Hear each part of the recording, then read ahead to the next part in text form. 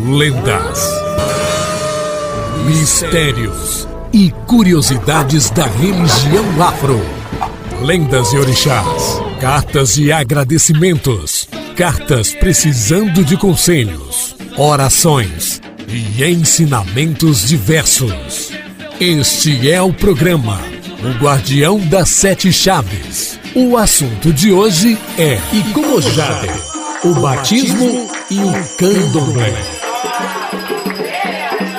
Muitas pessoas me perguntaram se existe batismo no candomblé.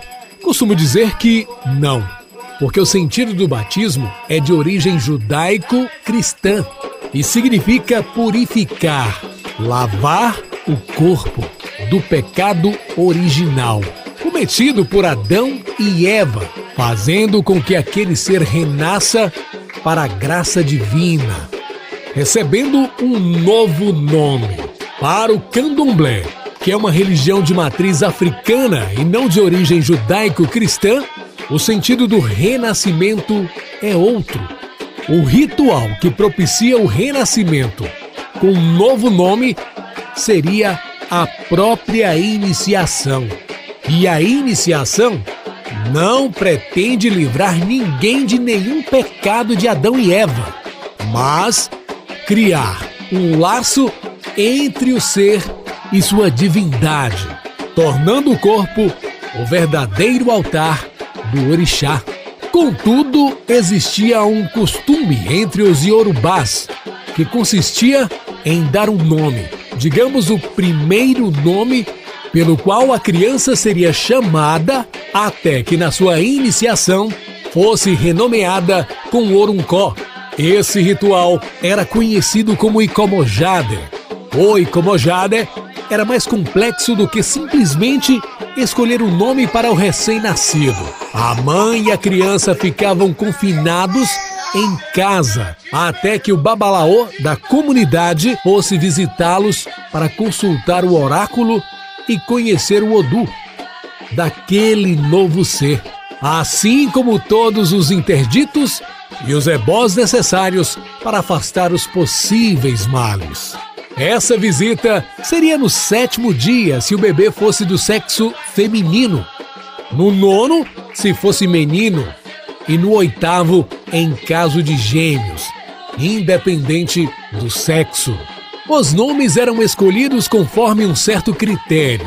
Podiam ser determinados por força de circunstâncias do nascimento, como por exemplo, Ijé, os que nascem colocando os pés pela vagina e não a cabeça, e Lori, os que nascem de mulheres que não menstruavam mais, Olubodi, os que nascem com 6 dedos em uma só mão.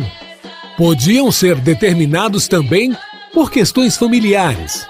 Babatundê, papai voltou. Outra possibilidade era a escolha do nome em razão de seu Odu.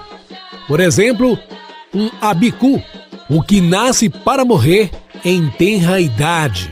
Poderia ser batizado de Durojaiê, fique e goze a vida. O ritual do Icomojade era procedido da seguinte forma: a criança era segurada por uma anciã da família, enquanto o babalaô encostava na cabeça do bebê os elementos e na boca os líquidos. Os que a criança não pudesse engolir eram dados à sua mãe. Os ingredientes eram os seguintes: água ou mi, representando a vida, o ataré, pimenta da costa, para purificar o hálito e levar os pedidos mais facilmente ao Orum, a terra, Ilê, simbolizando a relação do homem com o solo que o abastece e com o chão de seus antepassados, o Obi e o Orobô, as duas sementes que simbolizam os laços de amizade e a longevidade, respectivamente, o sal, o Iô, que dá sabor à vida, o mel, o In ou o Irequê, cana de açúcar, utilizados para atrair coisas agradáveis à sua vida. O azeite de dendê, o Epopupá, tem o poder de acalmar as divindades. O Ejá, peixe que detê a placidez de nadar nas águas e vencer as correntes e as profundezas. Depois de utilizados os elementos e recitados os ofós, todo o povo daquela comunidade dançava e cantava em homenagem ao novo membro, louvando aos seus orixás. Sempre lembrando que todos os artigos aqui passados você pode reprisá-los quantas vezes quiser. Basta acessar o nosso canal no YouTube. Escreva Guardião Oxóssi. Baixe o app Palácio dos Orixás ou nos acompanhe através do site www.palaciodosOrixás.com. Guardião Oxóssi, o Cavaleiro de Aruanda, Cartomante Delamare de Iemanjá, a Fada do Amor. Ileaxé, Palácio dos Orixás, a casa aonde mora a fé.